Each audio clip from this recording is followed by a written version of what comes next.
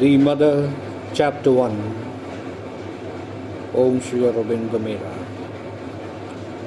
There are two powers that alone can effect their conjunction. The great and difficult thing, which is the aim of our endeavor. A fixed and unfailing aspiration that calls from below, and the supreme grace from above that answers. But the supreme grace will act only in the conditions of the light and the truth. It will not act in conditions laid upon it by the falsehood and the ignorance. For if were to yield to the demands of the falsehood, it would defeat its own purpose. There are the conditions of the light and truth, the sole conditions under which the highest force will descend, and it is only the very highest supramental force descending from above and opening from below that can victoriously handle the physical nature and annihilate its difficulties. There must be a total and sincere surrender. There must be an exclusive self-opening to the divine power. There must be a constant and integral choice of the truth that is descending, a constant and integral rejection of the falsehood of the mental, vital, and physical powers and appearances that still rule the earth nature. To surrender must be total and cease all the parts of the being. It is not enough that the psychic should respond and the higher mental accept, and even the inner vital submit, and the inner physical consciousness feel the influence. There must be no part of the being, even the most external, anything that makes a reserve, anything that hides behind doubts, confusions, subterfuges, anything that revolts or refuses. If part of the being surrenders, but another part reserves itself, follows its own way or makes its own conditions, then each time that happens, you are yourself pushing the divine grace away from you. If behind your devotion and surrender you make a cover of your desires, egoistic demands, and vital insistences, if you put these things in place of the true aspiration or mix them with it, and try to impose them on the divine Shakti, then it is idle to invoke the divine grace to transform you.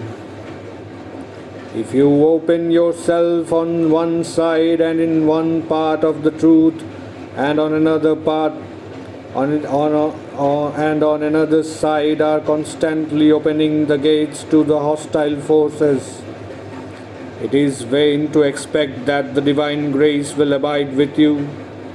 You must keep the temple clean if you wish to install there the living presence. If each time the power intervenes and brings in the truth, you turn your back on it and call in again the falsehood that has been expelled, it is not the divine grace that you must blame for failing you, but the falsity of your own will and the imperfection of your own surrender.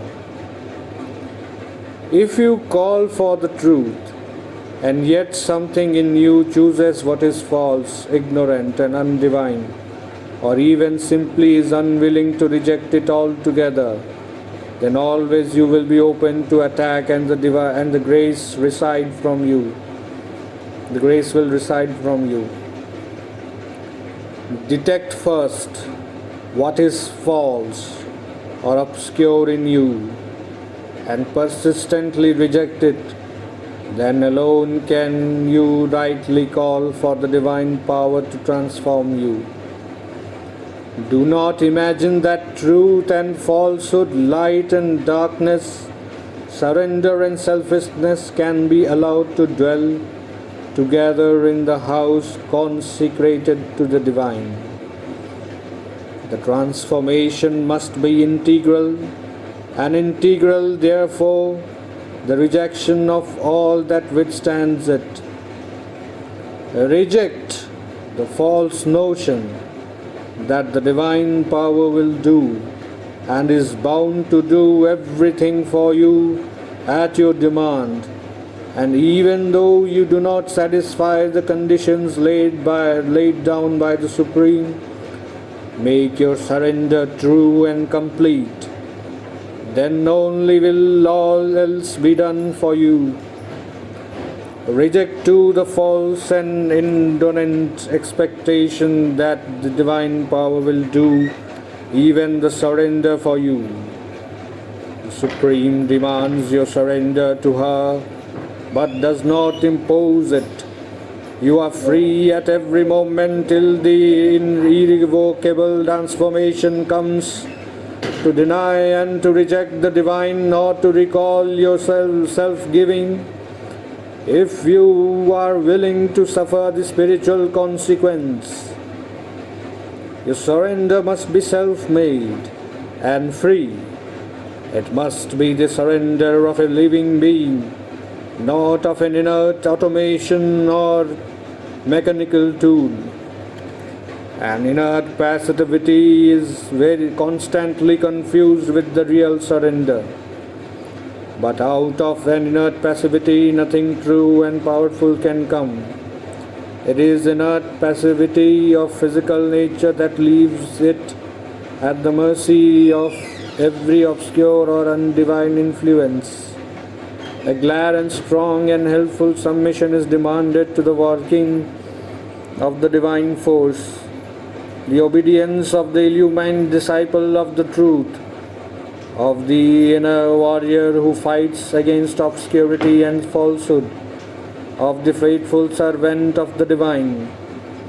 This is the true attitude, and only those who can take and keep it preserve a faith unshaken by disappointments and difficulties, and shall pass through the ordeal to the supreme victory and the transmutation and the great transmutation.